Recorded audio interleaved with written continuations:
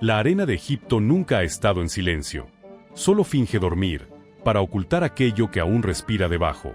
Una mañana de 1922, cuando el sol descendía sobre los primeros peldaños de piedra del Valle de los Reyes, se oyó el golpeteo de un cincel ritmado, constante, como los latidos de un corazón humano.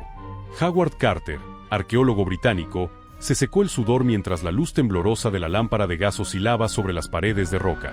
Después de 20 años de búsqueda, murmuró a su asistente: «Estamos a punto de ver algo que nadie ha visto en 3000 años». Pero en aquel instante, ninguno de los dos sabía que lo que estaban a punto de ver era precisamente aquello que nunca debió ser visto. La puerta de la tumba se abrió, y un soplo helado emergió desde dentro, como el aliento de alguien enterrado vivo. En el interior, cientos de objetos de oro, estatuas y jarras brillaban bajo la luz. Carter avanzó despacio, su corazón latía como un tambor metálico. En la tercera cámara, hallaron un sarcófago de oro macizo, grabado con el nombre: Tutankamón, el hijo del dios Sol. Pero cuando levantaron la última tapa, el silencio se hizo absoluto. No había cuerpo, solo un lienzo vacío, y debajo de él, una pequeña gema verde con una inscripción casi borrada: «Aún no me he ido». Esa noche, en la tienda del campamento, un obrero local murió por la mordida de una serpiente. Después, el traductor cayó enfermo, y el conductor del camión que transportaba las reliquias desapareció en medio del desierto. La prensa occidental lo llamó la maldición del faraón. Pero en El Cairo, los ancianos negaban con la cabeza. No es una maldición. Es que él despertó demasiado pronto. Casi un siglo después, en un laboratorio arqueológico internacional en Londres, una joven científica reprodujo una grabación de ondas infrasonoras captadas en la pirámide de Giza. El sonido zumbaba como el viento, hasta que entre las frecuencias emergió un pulso rítmico, lento, demasiado parecido a un latido humano. Ella miró a su colega y murmuró: «Sigue funcionando». «¿Qué cosa?», preguntó él. «El corazón de piedra». La voz del narrador se vuelve lenta, hipnótica, como un canto antiguo. Quizás el último faraón nunca murió. Tal vez solo está soñando. Soñando el sueño más largo de la humanidad, donde nos arrodillamos ante estatuas de piedra. Y lo llamamos memoria. Un silencio. Luego, el viento del desierto sopla otra vez, trayendo el calor de la arena ancestral. Y si tú aún escuchas este viento, quédate. Esta noche, contaremos la historia del faraón que aún no alcanzó a morir. Bienvenido a la otra cara de la historia, donde los sueños antiguos todavía respiran. La arena del desierto siempre ha sabido guardar secreto.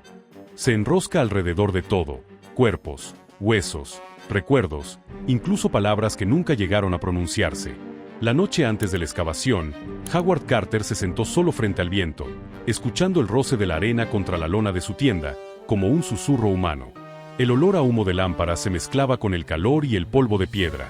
Abrió su cuaderno y escribió con mano temblorosa, en tinta marrón: «Dicen que los faraones nunca mueren, pero a veces, solo cambian de cuerpo».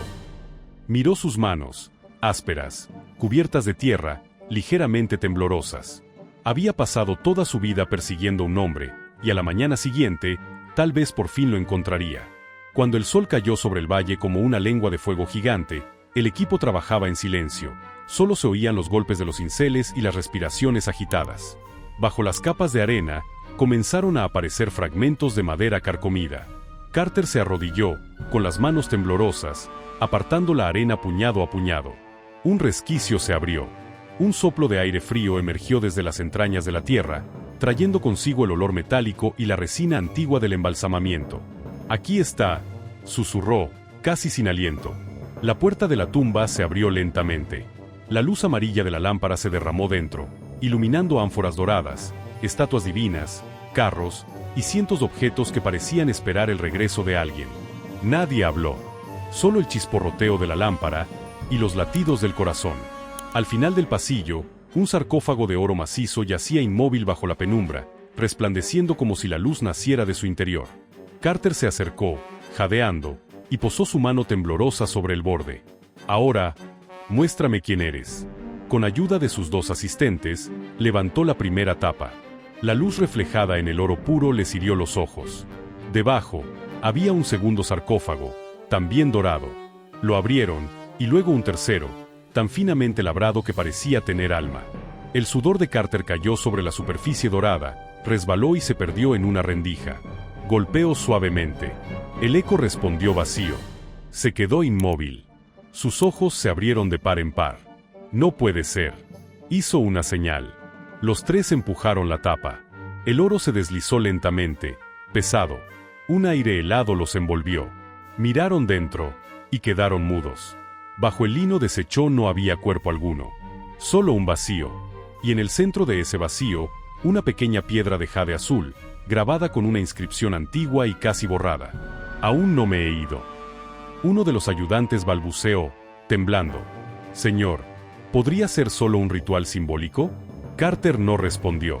Miraba la inscripción como quien ha abierto por error una puerta que no pertenece a su mundo. Esa noche, el viento del desierto cambió de dirección. En el campamento, una serpiente se deslizó dentro de la tienda del encargado de los caballos. Por la mañana, lo encontraron muerto, con los labios ennegrecidos. 3 días después, el conductor del camión que transportaba las reliquias se perdió entre las dunas. Nunca lo volvieron a ver. Los locales egipcios comenzaron a murmurar. No lo llamaban accidente. Decían, la maldición del que aún no se ha ido. La prensa europea estalló. Las fotos de Carter inundaron los periódicos. El hombre que despertó al dios dormido. Junto a los artículos de admiración, aparecieron rumores, sombras, historias de figuras que caminaban por las noches dentro de la tumba, de pasos que resonaban en los pasillos sellados. Carter gardó silencio. Encerró la piedra azul en una caja de madera y no volvió a mostrarla. En su diario, solo escribió una línea. Nadie muere de verdad mientras su nombre siga siendo pronunciado. Y el faraón, él logró que el mundo entero repitiera el suyo cada día. Un mes después, en Madrid, El Observador publicó el titular: Descubrimiento monumental en el Valle de los Reyes. Una joven periodista, Isabel Duarte, leyó la noticia en un café de esquina. Sus ojos se detuvieron en un detalle. El sarcófago estaba vacío, pero el olor a resina y cera funeraria era insoportable. Cerró el periódico. En la luz tenue, sus ojos brillaron con fuego. «No hay cuerpo», susurró. Entonces, ¿a quién enterraron? Isabel no creía en maldiciones, pero sí en las mentiras. Envió un telegrama a la redacción. «Solicito permiso para viajar a El Cairo. Quiero escribir sobre el silencio de los muertos». 3 semanas después, estaba de pie en medio del desierto. La arena dorada se extendía hasta el horizonte, tan ardiente que ya no se distinguía el cielo de la tierra. A lo lejos, las pirámides brillaban como barcos encallados en el tiempo. Un guía anciano le dijo: «Aquí, señorita, no enterramos a los muertos. Los escondemos, mientras duermen». Isabel sonrió, cubriéndose del viento con su sombrero.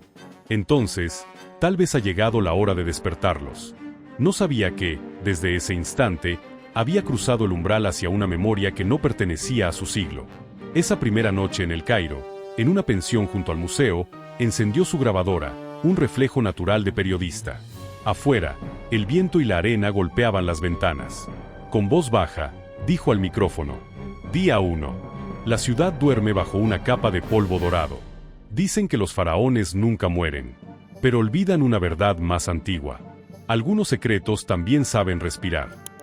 Hizo una pausa, escuchó el zumbido de la cinta girando, y sonrió con ironía. «Si él realmente no se ha ido, yo encontraré donde se esconde». Apagó la luz, corrió las cortinas. La lámpara de la calle proyectó una sombra sobre la mesa, la forma de un triángulo, puntiagudo, ascendiendo hacia el techo. El desierto volvió a soplar.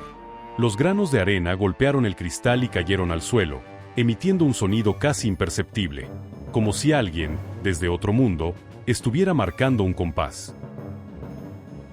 El Cairo, 1933. La ciudad respiraba bajo una luz color miel, dulce, densa, y siempre mezclada con el olor del humo.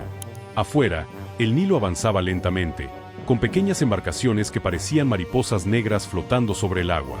En el centro, el museo egipcio se alzaba imponente, como un bloque de piedra destinado a desafiar al tiempo.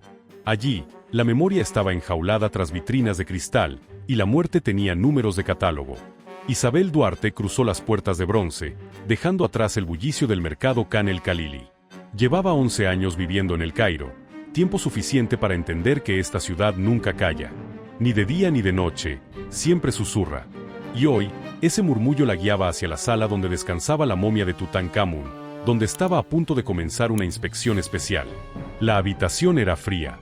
El olor a formol y resina se mezclaba con el metal estéril del aire acondicionado. Bajo la luz blanca, un grupo de hombres rodeaba una mesa metálica, arqueólogos británicos, oficiales egipcios, y en el centro de todos, un hombre alto, de cabello gris y ojos de acero, el Dr. Ulrich Meissner, biólogo alemán. Isabel se mantuvo en la última fila, cuaderno en mano. El doctor habló con voz medida, casi quirúrgica. Hemos tomado una muestra del tejido torácico. El análisis genético revela una anomalía. Hizo una pausa. Sus ojos recorrieron a los presentes. El ADN no coincide con los registros de la línea real del siglo XIV a.C.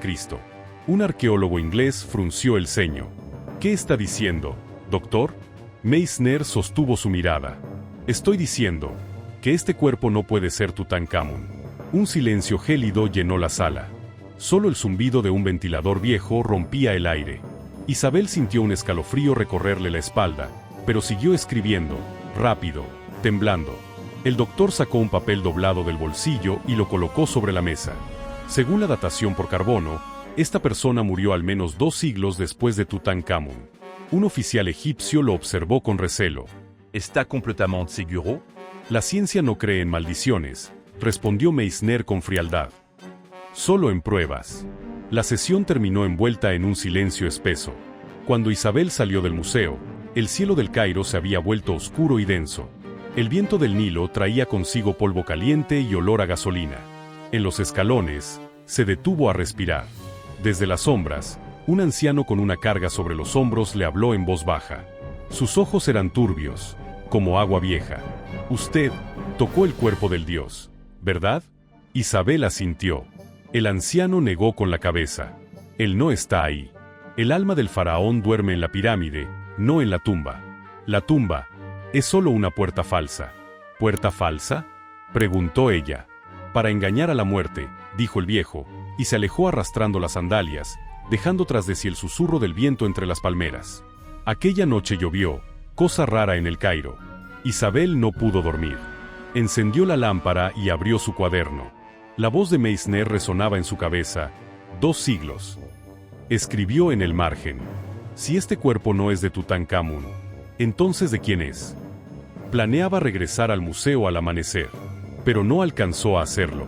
A primeras horas de la mañana, el teléfono sonó frenético. La voz del guardia nocturno temblaba. Señorita Duarte, el Dr. Meissner ha muerto. El laboratorio olía a humo y a cobre quemado. Las luces estaban destrozadas. El cuerpo del doctor yacía junto a la mesa metálica, aún con el bolígrafo apretado entre los dedos. El informe policial fue breve: accidente eléctrico. Isabel observó las manos chamuscadas, y entre ellas, notó algo. Esperó a que todos se marcharan, se acercó y tomó el papel arrugado que él había estado sujetando. En su habitación, bajo la luz temblorosa de una lámpara de aceite, lo desplegó. La tinta estaba manchada de humo. En allemand, Podialiers. Der Mann starb 200 Jahre nach Tutankamón. El hombre murió 200 años después de Tutankamón. Debajo, un símbolo, un triángulo dentro de un círculo, trazado con mano temblorosa. Isabel lo contempló largo rato. Sintió que alguien, o algo, la observaba. Desde esa noche, comenzó a buscar lo que no estaba en los libros. Frecuentó cafés, habló con guardianes de pirámides, con cargadores de tumbas. Todos le contaron historias, mitad fe, mitad locura. Cantos que emergían desde el subsuelo, luces verdes filtrándose por las grietas cuando salía la luna nueva. Un hombre enjuto, de ojos hundidos, le susurró una noche: ¿quieres saber dónde está el cuerpo del faraón? Solo quiero saber quién está dentro de ese sarcófago. El hombre sonrió, mostrando los dientes amarillos. El faraón no reposa en un sarcófago. Entró en la pirámide, por el pasillo occidental. Su muerte fue solo un ritual, para engañar al olvido. Isabel cayó. Todos decían lo mismo: el faraón no estaba muerto. Aquella noche, encendió la grabadora y habló con voz cansada. 18 de noviembre. Todo lo que escucho apunta a una sola verdad. En Egipto, la muerte no es un final. Es una puerta temporalmente cerrada. Y alguien ha encontrado la forma de abrirla. Se detuvo. Miró por la ventana. El viento arrastraba el polvo del desierto y el olor a resina antigua. A lo lejos, el museo emergía como una mole de piedras sin ventanas, un mausoleo que parecía vigilarse a sí mismo. Apagó la grabadora y se recostó. No lo sabía, pero en la cámara fría del museo, la electricidad aún chispeaba. Y dentro de la vitrina del sarcófago dorado, una gota de resina negra comenzó a deslizarse lentamente por el cristal, pesada, densa, como el latido de un corazón que jamás dejó de moverse. La lluvia de Oxford caía como hilos grises, cosiendo el cielo tras una guerra recién terminada. La ciudad antigua exhalaba humo húmedo desde sus chimeneas bajas. El aire olía a papel mojado y tinta vieja. Isabel Duarte se refugiaba bajo el alero de piedra de Balliol, sujetando con fuerza una maleta negra que pesaba lo mismo que una sola pregunta. Si el cuerpo del ataúd no era del rey, ¿de quién era el alma que estaban custodiando? Oxford, invierno de 1946. Había un silencio espeso, propio de las bibliotecas que acaban de despertar tras los bombardeos. En una habitación del ático de un edificio sin letrero, el profesor Alistair Crowden encendía su pipa. El fuego azul reflejaba su parpadeo en las columnas de libros polvorientos. Tenía los ojos de quien ha leído demasiadas verdades y ha aprendido a mirar un poco de lado para poder seguir viviendo. Señorita Duarte, dijo, señalándole el sillón de cuero. He leído su artículo sobre el Cairo. También he leído lo que su redacción no se atrevió a publicar. Isabel se quitó los guantes, sintiendo el calor regresar a sus dedos. Solo sé una cosa, respondió. La muerte en Egipto no cerró la historia. Abrió un capítulo para el que aún no tenemos alfabeto. Crowden sonrió, como quien escucha la primera respuesta correcta del día. Abrió un cajón y sacó una caja gris marcada con un sello del Ministerio de Guerra británico, un halcón en relieve. En la tapa, se leía, The Code of Eternity recuperado en Berlín, mayo de 1945. La guerra terminó con balas, dijo, pero hay casas que solo comienzan cuando bajan las banderas. Los alemanes no solo acumularon oro y cuadros. Acumularon algo mucho más antiguo que el dinero, los mapas de las creencias. Abrió el archivo. Las hojas grandes exhalaron un suspiro, cortes de pirámides, líneas que corrían como venas a través de la piedra, huellas de dedos cubiertas de polvo del desierto. En el margen de un plano, una frase escrita en alemán, Projecta menti human consciousness transfer. Isabel leyó despacio, temiendo tragar la memoria de otro. Transferencia de conciencia humana. Crowden golpeó su pipa contra el cenicero, las brasas saltaron como arena. Amenti, el campo de los muertos en la mitología egipcia, donde las almas son juzgadas. Pero aquí, señaló el título, Amenti es un sistema, canales acústicos, cámaras resonantes, ejes astronómicos, todo sincronizado por pares. Nada es casual. Isabel levantó una hoja de papel encerado. Los símbolos grabados en una pared de tumba brillaron bajo la lámpara. Círculos, triángulos, curvas senoidales, puntos que formaban constelaciones. En el margen, anotaciones a lápiz, alfa 8 a 12 Hz, zeta 4 a 7 Hz. Ondas cerebrales, murmuró. Exactamente. Crowden desplegó otro esquema, la cabeza de un hombre dibujada al estilo egipcio, pero en lugar de ojos delineados, tenía dos cámaras acústicas conectadas a un conducto que terminaba en una cámara de piedra anotada como King's Chamber. Los alemanes tradujeron así, dijo, mostrando un papel. La piedra recuerda, si se le enseña el ritmo correcto. Creían que los faraones momificaban no solo para conservar la carne, sino para grabar un modelo de conciencia en el entorno, como grabar sonido en una cinta magnética. ¿Entiende? El cuerpo es el contenedor de primer nivel. La estructura piedra, sonido, aire, el segundo. Cuando el primero se desintegra, el segundo sigue resonando. Isabel se recostó, sintiendo la espalda tan fría como si tocara granito. Eso es almacenamiento de conciencia. O peor, susurró Crowden, un diseño de inmortalidad. Ella anotó, nadie muere del todo si el entorno aún lo recuerda. Y debajo, si la piedra puede recordar, la historia no puede callar. Crowden deslizó un sobre marrón. Aquí dentro hay copias de registros acústicos bajo Giza, 1935. Equipos alemanes. Clasificado, Nur für den Führer. Los aliados lo hallaron en una bodega junto a cajas de cuadros robados. Dicen que Hitler amaba la mitología egipcia. Yo creo que amaba la inmortalidad del poder. Isabel desplegó el sobre. Líneas senoidales tenues, un pulso persistente. Una nota decía, Frequenz wie Herz, aber im Stein. Frecuencia como un corazón, pero en la piedra. El corazón de la piedra, susurró. Recordó una noche en el Cairo, lluvia cayendo sobre el museo, gotas negras de resina golpeando el suelo como un latido. Si la piedra late, ¿quién vive dentro? ¿O qué? Respondió él. El silencio se llenó de lluvia y del tic-tac de un reloj. ¿Qué querían los alemanes con esto? Preguntó ella. Interrogamos a un filólogo de la Ahnenerbe. Dijo algo que jamás olvidé: no buscamos tesoros. Buscamos tecnología para conservar el alma. ¿El alma de quién? Siempre la misma respuesta: del que gobierna. Los planos ya no parecían piedra y arena. Eran venas. La cámara del rey, un ventrículo. Los corredores, arterias. Los respiraderos, bronquios. Y una voz interna, no suya, susurró. Los faraones no querían ser recordados.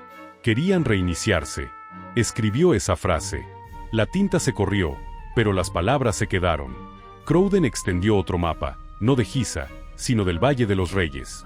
Una línea roja conectaba la tumba KV62, Tutankamón, con una zona vacía al norte, Wadi el Muluk al-Garbi. Jintoa est là, una nota.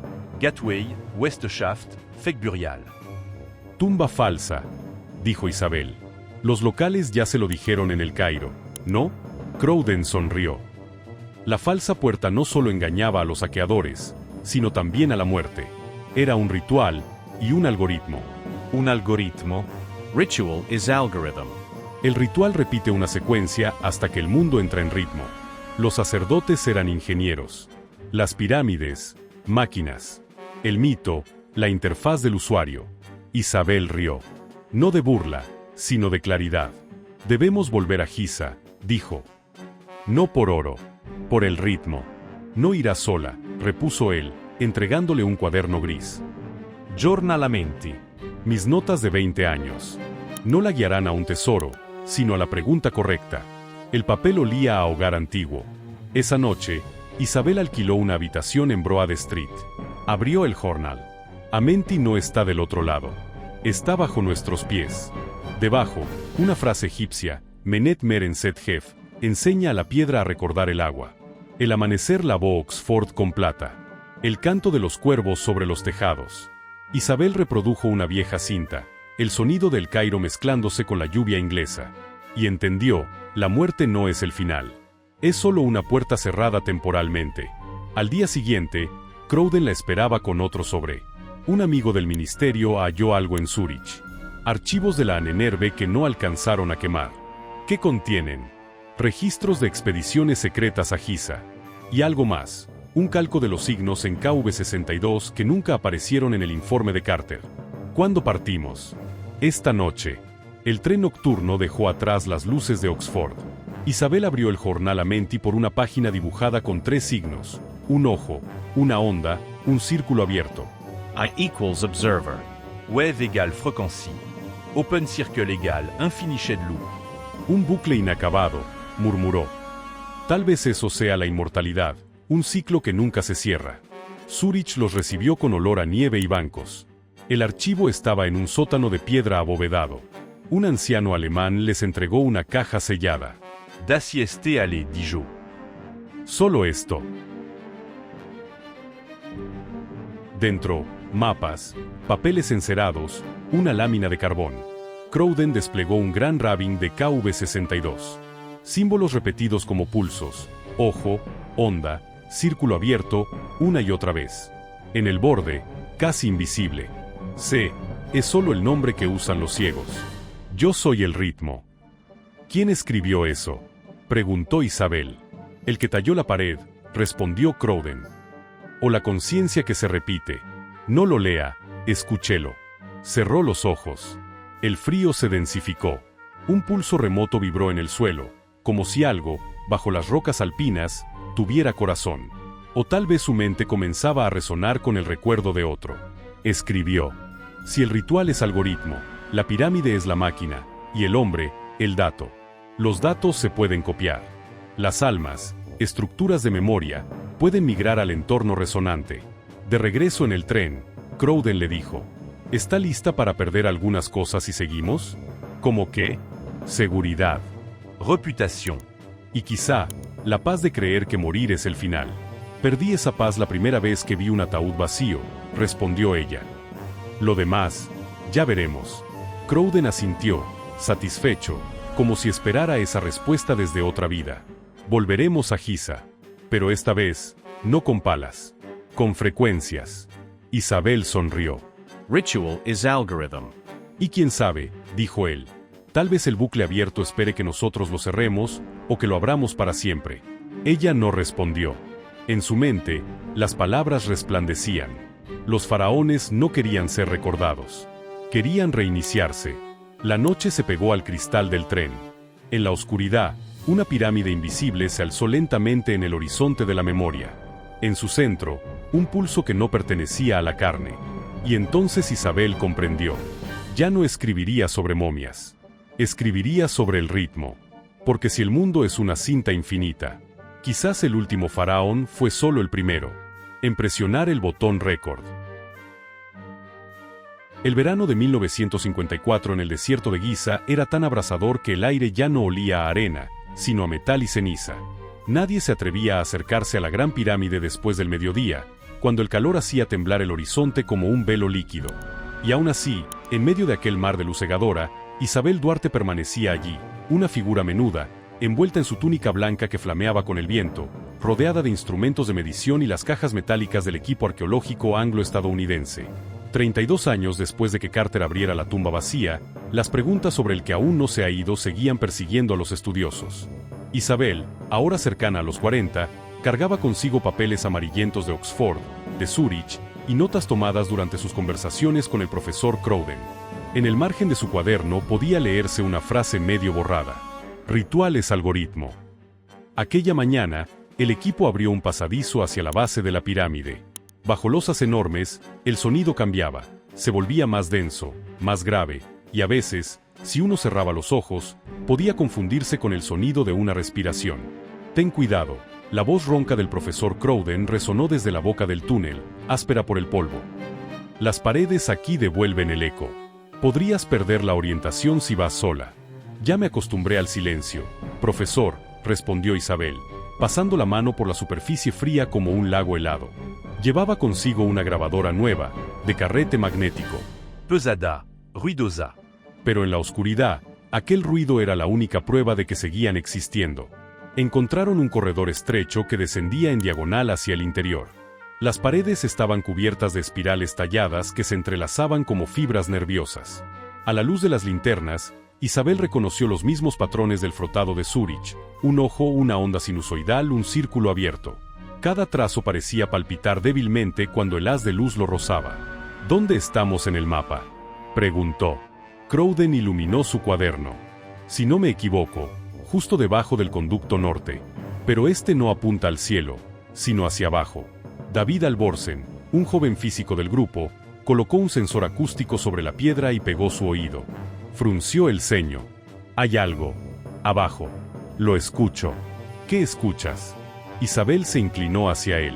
Un pulso. Alzó la vista, los ojos muy abiertos. Como un latido. Instalaron los micrófonos dentro del conducto. Un zumbido profundo emergió, rítmico, grave. No era viento. No era maquinaria. Era un sonido vivo. David ajustó las frecuencias. En los auriculares, el ritmo se volvió claro. Thump, thump, thump. No puede ser un eco, murmuró. La piedra no mantiene una cadencia tan perfecta. Crowden se inclinó, pálido. No es eco. Es una señal. Isabel observaba el carrete girar. Recordó las palabras que Crowden le había dicho años atrás. La piedra recuerda, si se le enseña el ritmo correcto. Y murmuró, casi para sí misma. Si la piedra puede recordar, también puede hablar. Aquella noche, en la tienda junto al pozo, escucharon la grabación. Las ondas registradas en el papel se dibujaban como curvas suaves, idénticas a las ondas alfa del cerebro humano. David comparó los gráficos. Coincidían. Imposible, susurró. Es como si hubiera un cerebro funcionando ahí abajo. Crowden permaneció inmóvil. O mejor dicho, una memoria. El sistema Amenti del que hablaban los alemanes no era un mito. Los faraones usaron la piedra para almacenar conciencia. Y lo que oímos puede ser su registro. Isabel escribió en su cuaderno: el último faraón aún habla, en la frecuencia de la piedra. Tenemos que escucharlo completo, dijo. Grabaron toda la noche. El pulso no se detuvo, solo cambiaba ligeramente de amplitud, como si respirara.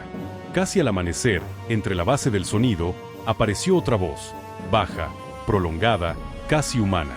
No era un idioma conocido, pero su cadencia recordaba a un canto ritual. David contuvo el aliento. Podría ser una voz grabada en la piedra, una resonancia modulada. Crowden murmuró: la voz de un dios, o la voz de quien quiso convertirse en uno. Fuera, el viento del desierto soplaba con olor a polvo caliente. Isabel sintió que algo la observaba desde lo más profundo. 2 días después regresaron al conducto. Esta vez instalaron un emisor, para enviar un pulso inverso hacia el fondo y observar la respuesta. David ajustó la frecuencia alfa. El zumbido llenó el túnel, y luego, silencio. Un segundo. Do. De pronto, una respuesta. El mismo ritmo, pero desfasado medio ciclo. Thump, thump, thump, thump. Dios mío. David retrocedió. Está respondiendo. Crowden temblaba. Es un protocolo de retorno. Se ha sincronizado. Isabel permaneció inmóvil. Los símbolos del ojo, la onda, el círculo abierto, flotaban en su mente. Sintió el suelo vibrar, apenas, como si un ser gigantesco despertara tras un sueño de siglos. El faraón nunca murió, dijo con voz baja. Fue comprimido en un ritmo. Y nosotros, lo acabamos de despertar. Esa noche, la luna iluminó el desierto, blanco como la sal. Escucharon de nuevo la grabación. En el minuto 12, entre los pulsos, un sonido emergió, agudo, breve, como un llamado. Crowden rebobinó. Escuchen. A la tercera vez, el sonido se separó del fondo. 2 sílabas. No pertenecían a ningún idioma conocido, pero su estructura bastó para que Isabel comprendiera el sentido. Te oigo. Le temblaron los labios. Profesor, está respondiendo a la palabra alfa que enviamos. Te oigo. Como si entendiera, completó David. El viento levantó la arena contra las lonas de la tienda. Afuera, la gran pirámide se erguía negra contra el cielo estrellado, como un vacío que respiraba. 3 días después, llevaron las cintas al laboratorio del Cairo. El análisis reveló frecuencias de 4 a 7 hercios, la misma franja zeta del cerebro humano durante el sueño. Es la zona donde soñamos, explicó David. Lo que sea que hay ahí abajo, está soñando. El faraón sueña, repitió Isabel, mirando el reflejo de la pirámide en la ventana. Y nosotros acabamos de entrar en su sueño. Esa noche, sola sobre la duna, miró hacia Giza. Aún sin los auriculares, el pulso seguía en su cabeza. Viento. Latido. Piedra. Todo era el mismo sonido. Escribió las últimas líneas en su cuaderno. Si la piedra puede grabar sonido, la historia jamás calla. Cada golpe, cada latido, deja su huella en la arena. Quizá, cuando todos hayamos desaparecido, el mundo reproducirá nuestros ecos, como ahora reproduce el sueño del último faraón. El viento borró sus huellas en la arena. Bajo sus pies, la tierra vibró suavemente, no se sabía si por las máquinas, o porque algo, muy antiguo, acababa de moverse en lo profundo. Y sobre el cielo, la gran pirámide respiró un resplandor tenue, como un aliento. Symbole de la pleine lune. Londres, invierno de 1962. La niebla cubría la ciudad como un sudario. Bajo la luz amarilla y débil de las farolas, el Big Ben marcaba las horas con un sonido metálico, cada golpe retumbando como si el hierro chocara contra la piedra. En el sótano de un edificio sin letrero, en el distrito de Westminster, un grupo de hombres discutía sobre la muerte y sobre cómo controlarla. Isabel Duarte estaba sentada en medio de aquella sala de concreto helado, las manos sobre la mesa, la mirada fija en una grabadora plateada que giraba lentamente, emitiendo un zumbido agudo y constante. Frente a ella, 3 hombres con trajes negros. Ninguno dio su nombre. El del centro habló con una voz tan neutra que parecía programada. Señora Duarte, ¿sabe por qué la hemos convocado? Isabel ladeó la cabeza, sin perder la calma. Si dijera que no, igual terminaría contándomelo. El hombre esbozó una sonrisa que no alcanzó sus ojos. Abrió una carpeta y sacó una fotografía en blanco y negro. Giza, 1954. Ella, Crowden y el equipo arqueológico, frente a la Gran Pirámide, rodeados de grabadoras y cables. Debajo, estampadas en tinta roja, las palabras: Amanti, subject alpha. Hace 10 años, comenzó el hombre. Usted y el profesor Crowden detectaron una frecuencia de baja vibración bajo la meseta de Giza. Ese patrón ha sido identificado oficialmente como Amenti Pattern. Queremos oír su versión. Isabel se recostó en la silla, esbozando una sonrisa cansada. Creí que ustedes solo se interesaban por armas, no por los latidos de una piedra. El hombre a su izquierda la interrumpió con tono brusco. No estamos jugando, señora Duarte. Mises y la CIA están presentes en esta reunión. Desde 1958 tenemos una copia de la grabación que usted hizo en Egipto. Coincide perfectamente con la actividad cerebral humana durante la fase REM, la fase del sueño. Et la garde au silencio. Solo se oía el giro constante de la cinta. Lo llamamos de Parao Protocol. Continuó el primero.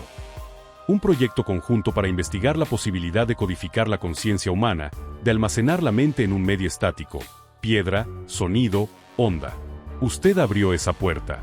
Isabel soltó una leve carcajada, sin alegría. Yo solo grabé un sonido. Ustedes fueron los que quisieron escucharlo hablar. Y habló, intervino el tercero, con voz suave y perturbadora. En su cinta, minuto 12, hay una respuesta. ¿La recuerda? Ella lo miró directamente. Dos sílabas. Sin idioma. Pero significaban te oigo. Nosotros también lo creemos, asintió el del centro. Y ahora intentamos reconstruir la conversación. Reconstruire? Frunció el ceño. ¿Cómo? Sincronizando el cerebro humano con la frecuencia Amenti. Si un sujeto logra alinear sus ondas cerebrales con esa señal, puede transferir su memoria a un entorno externo. Esa persona ya no moriría de forma convencional. Isabel sonrió con amargura. Entonces el primero en alcanzar la inmortalidad ya no necesitará cuerpo. ¿No es eso? Nadie respondió. Solo el zumbido de la grabadora llenó la sala. Los alemanes comenzaron este trabajo, continuó el hombre. Nosotros solo heredamos su legado. Ellos creían que la pirámide era la memoria de la humanidad. El faraón fue el primero en descargarse a sí mismo en ella. Ahora queremos reproducir el método, con tecnología. En la pared, una pantalla proyectaba imágenes. Gráficas cerebrales, esquemas eléctricos, el corte interno de la Gran Pirámide. Do onda superpuesta.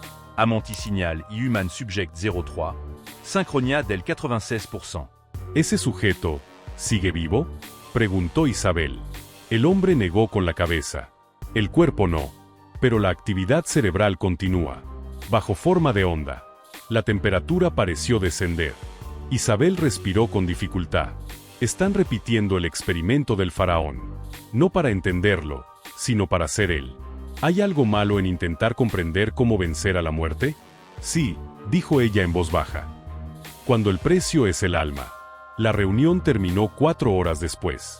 En el pasillo, la luz fluorescente hería los ojos. Un oficial joven le devolvió su bolso. Su expediente será clasificado, dijo. Pero si aún conserva la grabación original de Giza, debe entregarla. Pertenece al gobierno. Isabel esbozó una sonrisa casi imperceptible. Si le pertenece a alguien, solo puede ser al faraón. Se dio media vuelta y se alejó, dejando al oficial inmóvil, mirando como una puerta invisible se cerraba para siempre. Esa noche, en su pequeño apartamento de Chelsea, la niebla se mezclaba con el humo de los faroles. Isabel colocó el carrete original de Giza sobre la mesa, junto a una taza de té ya frío. En el silencio absoluto, volvió a escuchar el latido grave y constante. 10 años habían pasado, y el ritmo seguía idéntico, lento, firme, como el corazón de alguien que duerme profundamente. Encendió la grabadora. Su voz sonó cansada, áspera, temblorosa. 14 de noviembre de 1962. He sido citada por inteligencia. Llaman a su proyecto de Parao Protocol. Creo que cuando tratamos de recordarlo todo, solo repetimos el mismo pecado, no dejar que la muerte haga su trabajo. Posa. Un suspiro. El tren lejano. Tengo miedo. No de que el pasado despierte, sino de que el presente aprenda a morir como un faraón, lentamente, a voluntad y sin final. Apagó la grabadora. Sobre la mesa, la luz reflejaba una foto vieja, ella y Crowden en Giza, el viento levantando arena. Bajo la imagen, una frase escrita con tinta sepia. No los dejes escuchar hasta el final de la cinta. Isabel comprendió. Abrió el armario, sacó una maleta. Dentro guardó el carrete original, su cuaderno y una carta sin enviar para Crowden. Si Amenti es la puerta, ellos acaban de encontrar la llave. Pero una puerta se abre desde ambos lados, y eso lo han olvidado. Se puso el abrigo y salió. El viento arrastraba el olor húmedo del Támesis. Las luces de Londres parecían ojos observando desde la niebla. Pidió un taxi hacia la estación de King's Cross. A través de la ventanilla, vio cómo la ciudad retrocedía, gris, silenciosa, como una necrópolis extendida. Pensó, todas las ciudades son pirámides acostadas. Vivimos en tumbas que aún conservan luz. Al llegar, envió un pequeño paquete a París. Professeur Crowden, Collège de France. Dentro, una copia de la cinta de Giza y una breve nota. Si logran abrir a Amenti, recuérdeles que el alma no necesita ser programada. Uy. Al salir de la estación, los números del tablero de horarios parpadeaban caóticamente. Durante un segundo, Isabel creyó oír el latido de la piedra mezclado con el silbido del tren. Una voz, etérea, sin origen, susurró en su mente. «Te oigo». Ella se detuvo, apretó la maleta contra el pecho y sonrió. «Bien», murmuró. «Porque esta vez, yo hablaré primero». Y se internó en la niebla nocturna de Londres, donde los secretos caminan entre el aliento de los vivos. Y la historia sigue grabándose a sí misma, pulso a pulso, ciclo tras ciclo, sin jamás detenerse. París, invierno de 1975. La ciudad envejecía como una película sobreexpuesta. En las calles que rodeaban Montmartre, la niebla blanca caía como un velo de luto. Dicen que París siempre es romántica, pero para Isabel Duarte, ya no era más que un lugar donde esconderse. Vivía sola en un apartamento del cuarto piso en la Rue des Martyrs, donde el techo goteaba y el olor a papel viejo se había impregnado en las paredes. Los años de huida la habían convertido en una sombra dentro de su propia vida. El periódico El Observador había dejado de escribirle hacía mucho. El profesor Crowden había desaparecido tras un incendio en el College de France. La cinta de Giza, el único objeto que conservaba, descansaba en una pequeña caja de madera, asegurada con 3 cerraduras. Cada noche, antes de dormir, Isabel apoyaba la mano sobre la tapa, como si tocara a un ser vivo que hibernaba. Cuando el reloj marcó las 12 campanadas, sonaron golpes en la puerta, lentos, medidos, como si alguien contara los segundos. Isabel se sobresaltó. Pocos sabían dónde vivía. Se puso un abrigo de lana y abrió. En el umbral había un hombre de mediana edad, alto, de cabello negro salpicado de canas, con ojos profundos y silenciosos como piedra. Sonora Duarte. La voz era grave, ronca, con un acento egipcio inconfundible. ¿Quién es usted? El hombre inclinó la cabeza, llevó la mano al pecho, un gesto tan antiguo que parecía arrancado de un mural. Soy descendiente de la línea sacerdotal de Amun. Isabel sonrió con ironía. ¿En París? ¿Un sacerdote entre el café y el humo de cigarrillos? Él no sonrió. Usted cree que el faraón fue asesinado para alcanzar la inmortalidad. En realidad, nunca murió, porque nunca fue un hombre. El aire del cuarto se volvió inusitadamente frío. Isabel permaneció inmóvil. Aquella frase sonaba tanto a amenaza como a la respuesta que había perseguido toda su vida. ¿Y ha venido a decirme eso? El hombre abrió su maletín de cuero y sacó un tubo antiguo, tan viejo que el cuero había adquirido el color del óxido seco. Lo colocó sobre la mesa y desató la cuerda. Aquí está el último manuscrito del guardián de la maldición, el último sacerdote al servicio del faraón. Ha pasado por 40 generaciones. Ahora le corresponde a usted. Isabel se sentó. Sus manos temblaron al rozar el papel fino, quebradizo, casi a punto de desintegrarse. Las letras eran irregulares, de un color marrón rojizo, como si hubiesen sido escritas con algo distinto a la tinta. La primera línea, legible entre temblores, decía: «El alma del soberano existe en quien lo escucha». «¿Qué significa eso?», preguntó ella. El hombre respondió con una voz pausada, como recitando una oración. «El sonido es el vehículo de la memoria. Cuando alguien escucha, recibe el alma de quien habla. Cada generación de oyentes conserva una parte del faraón. No necesita cuerpo, solo los oídos de la humanidad». Isabel negó con suavidad. «Eso es una locura. El sonido solo es vibración. Y la vibración es vida, contestó él. Usted, la primera vez que reprodujo la cinta, se convirtió en recipiente de esa voz. Él ha estado dentro de usted todo este tiempo. Un silencio cayó sobre la habitación. Afuera, el viento rozó el tejado, sonando como un suspiro. Isabel se levantó, caminó hasta la caja de madera. Al posar la mano sobre la tapa, sintió calor, como si algo respirara dentro. ¿Qué quiere que haga? Escuche la cinta, dijo el hombre. Él hablará con usted. ¿Y usted?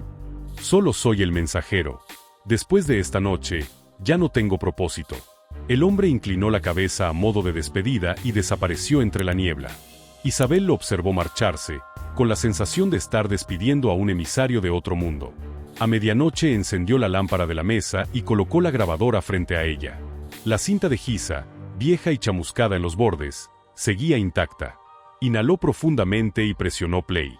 El sonido comenzó con un zumbido, luego un ritmo constante. Thump, thump, thump. Idéntico a un corazón. Cerró los ojos, dejando que el pulso se mezclara con su respiración, con su sangre. El ritmo se aceleró, se hizo más nítido. Y entonces, desde algún lugar imposible, surgió una voz masculina, grave, profunda, resonante como si viajara desde milenios atrás. No me he ido. Todo en la habitación se detuvo. La lámpara parpadeó, el aire se espesó. Isabel abrió los ojos, la respiración entrecortada. La voz repitió, más cercana, más clara. El que escucha, soy yo. Intentó apagar la grabadora, pero no alcanzó. El sonido golpeó el espacio, vibró en las paredes. La cinta giró descontrolada, luego se detuvo. Un hilo de humo subió en espiral. El olor a plástico quemado impregnó el aire. Isabel cayó al suelo. En el instante de la caída, vio pasillos de piedra, muros cubiertos de jeroglíficos, y al fondo, una figura sentada en un trono, el rostro oculto tras una máscara dorada. No había luz, solo un latido que llenaba todo. Y entonces escuchó su propia voz, pero ya no era la suya. No me he ido. Después, oscuridad. A la mañana siguiente, los vecinos del piso inferior sintieron olor a humo. Cuando derribaron la puerta, el apartamento estaba lleno de niebla. La grabadora quemada, la cinta derretida a la mitad. Isabel yacía en el suelo, con la mano aún sobre la caja de madera, los ojos abiertos, serenos, como si escuchara música. El informe policial decía, causa de muerte, paro cardíaco por edad avanzada. Nadie notó el tubo de pergamino sobre la mesa, aún desplegado. En él, una última línea escrita con trazo tembloroso. El sonido nunca muere. Solo intercambiamos los papeles de quien habla y quien escucha. Y debajo, con otra tinta, en letra pequeña e inclinada. La guardiana de la maldición, Isabel Duarte. Afuera, París seguía envuelta en niebla. Las campanas de la iglesia resonaban por toda la ciudad, largas, graves, y, para quien se atreviera a escuchar con atención, entre los tañidos podía oírse otro ritmo. Más lento, más profundo, el latido de la piedra, del tiempo, de un alma que aún no se ha ido. El Cairo, otoño de 1991. En el cielo, el sol se oscurecía como una moneda en llamas. La arena cubría todo, desde las ventanas hasta los recuerdos. Habían pasado casi 20 años desde la muerte de Isabel Duarte en su pequeño apartamento de París, pero para Lucía, su hija, las preguntas que su madre había dejado aún no encontraban reposo. Lucía llegó sola a El Cairo, con una maleta de cuero marrón que había pertenecido a su madre. Dentro, un cuaderno de tapa dura chamuscado en las esquinas, unas hojas finas con la palabra Amenti escrita, y una cinta derretida, el último fragmento sobreviviente de la grabación de Giza de 1954. Había crecido escuchando las historias inconexas sobre Isabel, la periodista loca, la mujer que oyó la voz del faraón y desapareció entre las llamas. Pero Lucía no creía en maldiciones. Creía que, en cada pulso de sonido, su madre había dejado un mensaje. El laboratorio de la Universidad del Cairo se alzaba en las afueras de la ciudad, entre el polvo y el claxon de los coches. El doctor Samir El Nouri, especialista en acústica neurológica, fue el único que se atrevió a tocar aquella cinta quemada. La colocó bajo el microscopio, con los dedos temblorosos. El plástico se derritió, dijo Samir, pero las partículas magnéticas siguen ahí. Podemos recuperar una parte. Lucia observaba sin parpadear. ¿Qué grabó mi madre? Lo sabremos pronto. Transformaron los datos en formato digital. El sonido, lleno de crujidos y ruidos estáticos, apareció en la pantalla. Las ondas eran extrañas, uniformes, constantes, casi como un latido. Pero entre ellas se colaban pulsos pequeños, agudos, vibrando entre los 4 y 7 hercios. Samir entreserró los ojos. Banda Z, murmuró. Las ondas cerebrales del sueño. Lucía susurró. ¿Cree que alguien intentaba enviar un mensaje dentro de un sueño? Él sonrió apenas, sin negar. Si quisiera sincronizar la conciencia de quien escucha, este sería el método perfecto. Aquella noche, cuando Samir se marchó, Lucía se quedó sola. El laboratorio estaba oscuro, solo el murmullo del ordenador llenaba el silencio. En la pantalla, la gráfica de sonido se extendía como una serpiente de plata. Abrió el cuaderno de su madre. En la última página, había una frase escrita con trazo tembloroso. La verdad no muere, solo cambia de frecuencia. Lucía respiró hondo, se puso los auriculares y presionó play. Un sonido de interferencia. Luego, un pulso grave, lento, profundo. Thump, thump, thump. No parecía mecánico. Venía desde dentro de ella. Cerró los ojos. Cada latido la arrastraba hacia un nivel más hondo, donde la luz se disolvía en polvo dorado. Y entonces, desde ese abismo de silencio, una voz masculina emergió. Baja, clara, imposible de confundir con un sueño. No me he ido. Lucía abrió los ojos de golpe. Se arrancó los auriculares, jadeando. Su corazón latía desbocado. En la pantalla, la señal vibraba con fuerza, la amplitud duplicada. Un número parpadeaba, 7.83 Hz, la frecuencia de resonancia Schumann, el mismo pulso natural de la Tierra. Dios mío, susurró. Mamá conectó la conciencia humana con el planeta. Al día siguiente, llevó los resultados a Samir. Él los revisó largo rato, con el rostro grave. ¿Sabías que el Mi 6 conservaba parte de la grabación original? Dijo finalmente. Había un fragmento marcado como Anomalous Frequency. Decían que, reproducido a alta intensidad, podía inducir un estado de sueño consciente. Algunos lo llamaban la puerta de Amenti. Lucía frunció el ceño. ¿Una puerta? Un estado intermedio, explicó. Entre la vida y la muerte. Entre la memoria y el olvido. Tu madre, Isabel, quizás la abrió. Sacó de un cajón un sobre amarillento, con un sello casi borrado. Yo fui asesor acústico de aquel proyecto. Lo abandoné cuando intentaron usar la frecuencia para controlar el comportamiento humano. Si ya escuchaste la grabación, sabes que no es solo sonido. Es una memoria viva. Lucía guardó silencio. Afuera, la luz del atardecer entraba por la ventana, llenando el aire de partículas doradas como arena suspendida. Esa noche fue a Giza. Las pirámides se recortaban contra el crepúsculo púrpura, inmensas, como montañas que no pertenecían al mundo de los vivos. Lucía se sentó sobre una duna y sacó su grabadora portátil. Reprodujo el último fragmento, el mismo que su madre había escuchado antes de morir. Thump, thump, thump. El viento se levantó, la arena giró a su alrededor. En sus oídos, el ritmo cambió, se hizo más lento, y luego se detuvo. Silencio. Un segundo. Do. Y desde las profundidades de la tierra, una vibración surgió, tan baja que no venía del aire, sino de dentro de su mente. Una voz, 2 palabras, la atravesaron como un latido. Sigue escuchando. Lucía abrió los ojos. El cielo era negro, y en el horizonte la pirámide parecía brillar con una respiración dorada. Sacó el cuaderno y escribió la última línea. Dicen que el faraón murió cuando su corazón dejó de latir. Pero ¿y si el corazón de piedra aún late? Dejó la pluma y miró hacia la mole ante ella. El viento sopló, trayendo un murmullo grave, rítmico, casi humano. Encendió la grabadora. Su voz temblaba, pero firme. Madre, si puedes oírme, yo también te oigo. Somos las guardianas del eco, las que escuchan por la piedra. El viento rugió. El sonido profundo creció, resonando en el suelo. Por un instante, Lucía sintió lo que su madre había descrito. La verdad no muere, solo cambia de frecuencia. Y mientras aquella frecuencia se expandía por el desierto, fundiéndose con el aire, Lucía comprendió. El último faraón no descansaba en su tumba, ni en la piedra. sino en todos los que alguna vez se atrevieron a escuchar. Al otro lado del horizonte, la gran pirámide permanecía inmóvil, como un pecho colosal que respiraba. El ritmo era lento, constant, eterno. Y el Cairo, envuelto en penumbra, parecía respirar al unísono con él, con el corazón de la eternidad.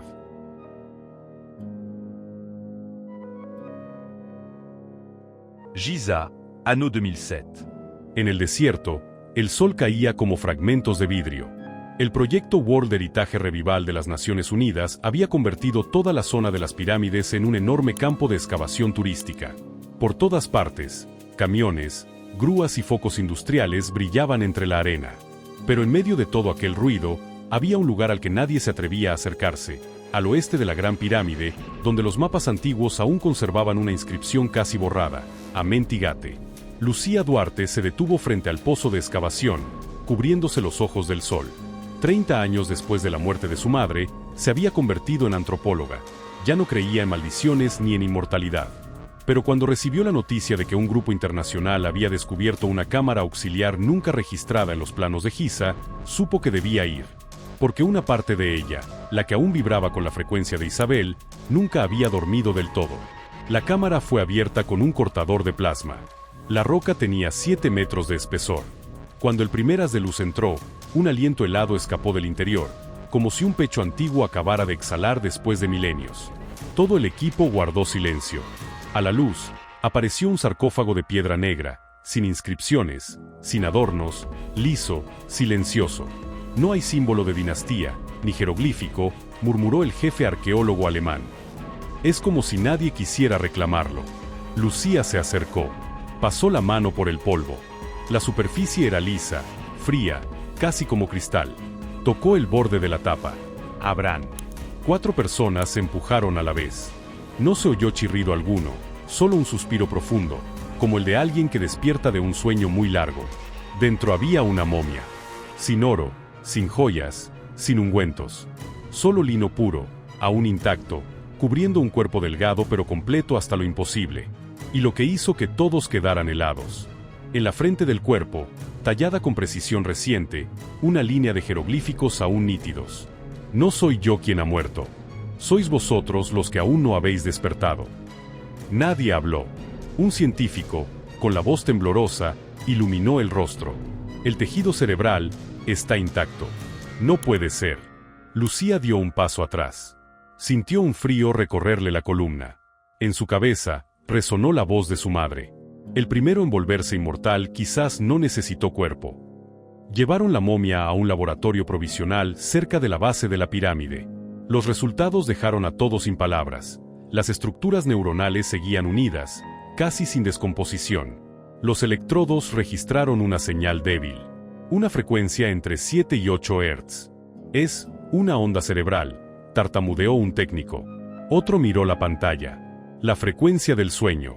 Lucía permaneció callada. Desde detrás del cristal, observó las gráficas del monitor. Las ondas coincidían exactamente con la grabación Amenti de 1954, la de su madre. En ese instante lo comprendió. Aquel no era un faraón de ninguna dinastía. Era el faraón del tiempo. Sin nombre, sin linaje, sin trono. Solo un sueño largo, del que el mundo aún no había despertado.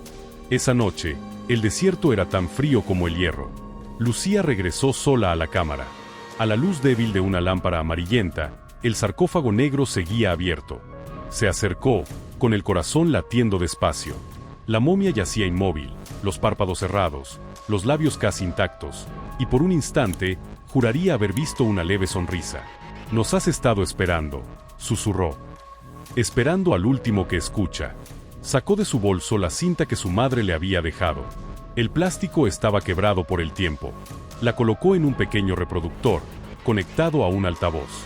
Un ruido estático. Luego, el pulso grave, profundo. Thump, thump, thump. Lucía se sentó junto al sarcófago y cerró los ojos. El viento entró, apagando la mitad de la luz. Si la piedra puede grabar sonidos, murmuró, también puede recordar a los hombres. El ritmo se aceleró levemente.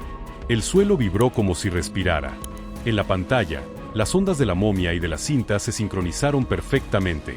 Un estruendo emergió desde las entrañas de la tierra. Nadie lo llamó. Nadie pudo traducirlo. Pero Lucía lo entendió. La que escucha, soy yo. Abrió los ojos. Frente a ella, los párpados cerrados de la momia se abrieron, no por movimiento físico, sino por luz. Una línea dorada recorrió el rostro, cruzando labios y frente, iluminando las palabras grabadas. No soy yo quien ha muerto. Sois vosotros los que aún no habéis despertado. Lucía retrocedió, con lágrimas en los ojos. En sus oídos, el latido de la piedra se mezcló con el suyo propio. Ambos ritmos se unieron, luego se hicieron lentos, y finalmente se detuvieron. A la mañana siguiente, el equipo encontró a Lucía desplomada junto al sarcófago. Sus ojos abiertos, una mano sobre la cinta quemada. El reproductor detenido en mitad de la grabación, la cinta retorcida, parcialmente fundida. No había señales de violencia. Ninguna herida. Pero en la pantalla, una única onda seguía parpadeando. Una línea continua, infinita, en 7.83 Hz. En el borde del cuaderno de Lucía, hallaron su última frase, escrita con trazo tembloroso. El corazón de la piedra nunca se detiene. Y nosotros, los que escuchamos, somos solo su siguiente aliento. La cámara fue sellada. Nadie volvió a entrar. Pero a veces, en las noches sin viento, los guardianes de Giza aseguran escuchar un sonido profundo que emana desde el subsuelo, ni del viento ni de las máquinas. Un pulso lento, constant, eterno. Thump, thump, thump. Y quienes se atreven a acercar el oído a la arena, juran oír una voz tenue, antigua, atravesando el tiempo y la piedra. No soy yo quien ha muerto. Sois vosotros los que aún no habéis despertado. Algunos dicen que el faraón es inmortal por la magia, pero quizás solo entendía mejor que nosotros el poder de la memoria. El viento vuelve a soplar sobre el desierto de Giza. Las dunas se mueven como olas, se elevan y descienden, lentas, rítmicas, como una respiración. Bajo la luz pálida del amanecer, la gran pirámide ya no parece una masa inmóvil, sino un ser vivo, que duerme, que sueña. En el centro de la reserva, dentro de un edificio de cristal recién inaugurado, hay un pequeño laboratorio que nunca duerme. Y en medio de sus modernos dispositivos, descansa un objeto fuera del tiempo. El viejo reproductor de Isabel Duarte, cuerpo de acero, botones rayados, cinta parcialmente quemada. Fue recuperado 15 años después del archivo de la UNESCO. Nadie sabe por qué aún funciona. El ingeniero del turno nocturno contó que, al enchufarlo, el aparato se encendió solo. La cinta comenzó a girar. Sin voz humana. Solo un sonido grave, pausado, como el aliento de la tierra. Thump, thump, thump. Los sensores registraron una frecuencia de 7.83 Hz, la misma resonancia natural del planeta. Al principio creyeron que era interferencia, hasta que un técnico se colocó los auriculares y permaneció inmóvil durante casi una hora. Cuando los retiró, tenía el rostro empapado de lágrimas. Dijo, en voz baja, está hablando, no con palabras, sino con ritmo. Hoy, aquella grabación se conoce como la frecuencia de Amenti versión final. Neurocientíficos de todo el mundo viajan a Giza para escucharla. Algunos dicen que su pulso cardíaco se sincroniza con esa frecuencia. Otros sueñan con el desierto. Hay quienes aseguran oír una voz que murmura cerca del oído. No soy yo quien ha muerto. Sois vosotros los que aún no habéis despertado. Lo más extraño es que todos los que le escuchan muestran un leve desplazamiento de sus ondas cerebrales hacia la banda Z. Y describen la sensación no como miedo, sino como paz. Como si, bajo el ruido del mundo moderno, existiera un antiguo corazón latiendo con ellos. Una noche, en la sala de control, el Dr. Samir El Nouri, el mismo que ayudó a Lucía a restaurar la primera cinta, ya anciano, de cabello blanco, se sentó frente al aparato. Cerró los ojos y dejó que la frecuencia fluyera. El viento golpeaba las ventanas, la arena rozaba el cristal como un pulso que llenaba el aire. En el sueño, vio a una mujer de pie en el desierto, cabello largo, manto blanco, una grabadora en la mano. Isabelle. A su lado, una joven idéntica a ella, con los ojos levantados hacia el cielo, Lucía. No hablaron, solo escuchaban. Y el viento a su alrededor se movía como una música invisible. El último faraón no llegó a morir, dijo Isabel, con voz suspendida en el aire. Solo continúa soñando el sueño de la humanidad. Lucía sonrió y apoyó la mano sobre la arena. Bajo su palma, la tierra latía, cálida. Un aliento, una vida. Samir despertó de golpe, pero el sonido seguía allí, no en sus oídos, sino en su pecho. Un latido, mezclado con el viento. Encendió el micrófono y habló, con voz temblorosa. 23 de junio. Creo que la piedra está respirando. Al amanecer, el equipo salió al exterior. El desierto brillaba como un mar dorado. La arena se movía lenta, suave, como si alguien bajo ella se estuviera volteando en sueños. Nadie habló, solo escucharon. Desde algún punto, entre el viento, llegó un sonido profundo, distante. Un pulso, otro más. Todos los corazones latiendo al unísono. Algunos lloraron, no por miedo, sino por comprender que nunca habían estado solos. El mundo aún vive, aún recuerda, aún guarda cada respiración alguna vez pronunciada. Y si la memoria es la forma en que la eternidad persiste, el faraón fue solo el primero en comprenderlo.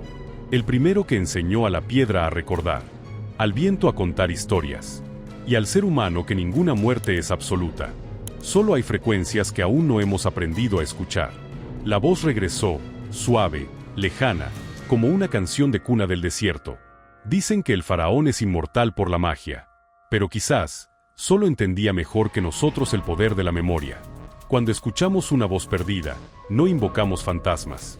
Solo sincronizamos nuestro corazón con lo que aún vive en el mundo. El viento sopló, la arena se movió, la pirámide reflejó la luz, desvaneciéndose en el horizonte, como si inhalara profundamente y luego exhalara. Sobre la mesa, el viejo grabador seguía funcionando. La luz del indicador parpadeó una vez y se apagó. Pero antes de que la cinta se detuviera del todo, una última voz sonó, suave, baja, como un susurro de despedida. Escucho. Luego, silencio. La arena siguió moviéndose. El desierto siguió respirando. El mundo siguió soñando. Y en ese sueño, alguien, tal vez tú, tal vez yo, aún escucha el eco de su propio corazón, resonando desde las capas más hondas de la piedra. El faraón no ha muerto. Solo continúa soñando el sueño de la humanidad. Si aún oyes el viento, quizás él sigue hablando. Sigue a la otra cara de la historia, para que juntos escuchemos el siguiente sueño antiguo.